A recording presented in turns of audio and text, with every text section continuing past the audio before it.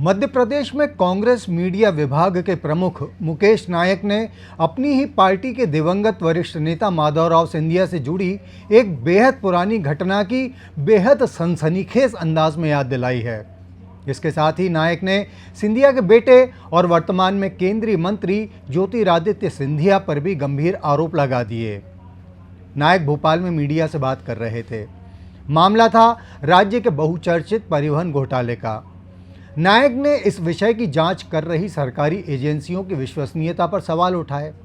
फिर अपने इन सवालों के पक्ष में उन्होंने माधवराव से जुड़ी जिस घटना का जिस तरह उल्लेख किया वो आप खुद ही देखिए। बहुत साल पहले एक माधवराव सिंधिया के गाल पर कांग्रेस के एक अल्पसंख्यक नौजवान ने गाल में थप्पड़ मार दिया था। ध्यान से सुनो, इसको हो गए 30-35 साल। इतना गरीब था कि वो लड़का माइनॉरिटी का लड़का था, वो घर के बाहर सोता था। 15 दिन बाद उसको घर के बाहर से कोई उठा के ले गया। 35 साल हो गए, आज तक पता नहीं है कहाँ गया। तो गरीब आदमी की हत्या कर दो, गरीब आदमी को जेल भेज दो, गरीब आदमी को प्रताड़ित करो।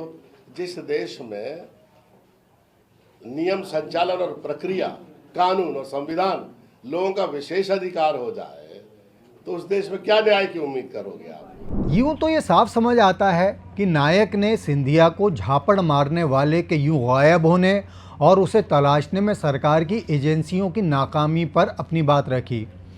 लेकिन ये समझ से परे है कि ऐसे लोगों की हत्या हो जाने वाली बात कहकर क्या वो सिंधिया के उस अपराधी के अंजाम की तरफ इशारा कर रहे थे। बहरहाल नायक ने अगली बात इशारों में नहीं बल्कि खुलकर कही। तो पहले इसका संदर्भ जान लीजिए। बात राज्य सरकार के मंत्री और ज्योतिरादित्य सिंधिया के साथ कांग्रेस छोड़कर भाजपा में आने वाले गोविंद सिंह राजपूत से जुड़ी हुई है। भाजपा विधायक गोविंद सिंह राजपूत इस बार कुछ गलत अंदाज में सुर्खियों में आ गए हैं। राजपूत का जिक्र सागर जिले के बहुचर्चित मान सिंह पटेल गुमशुदगी मामले में दर्ज एफआईआर में आ गया है।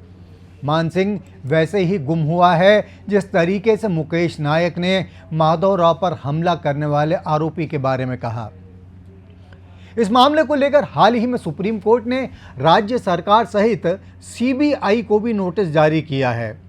सुप्रीम कोर्ट ने ही इस मामले की जांच के लिए राज्य सरकार द्वारा गठित स्पेशल इन्वेस्टिगेशन टीम यानी एसआईटी को दिखावा बताते हुए दूसरे राज्यों की एसआईटी से जांच का निर्देश दिया है। नायक ने एसआईटी को लेकर ज्योतिरादित्य सिंधिया के लिए ये बात कही। बेईमानी की एसआईटी ने और एसआईटी को ज्योतिरादित्य सिंधिया ने मैनिपुलेट किया। मैं ज्योतिरादित्य सिंधिया पर आरोप लगाता हूं कि उन्होंने गोविंद राजपूत को बचाने के लिए ये पाप किया। भाजपा में आने के बाद से ज्योतिरादित्य सिंधिया यूं ही अपनी पुरानी पार्टी यानी कांग्रेस के लगातार निशाने पर हैं।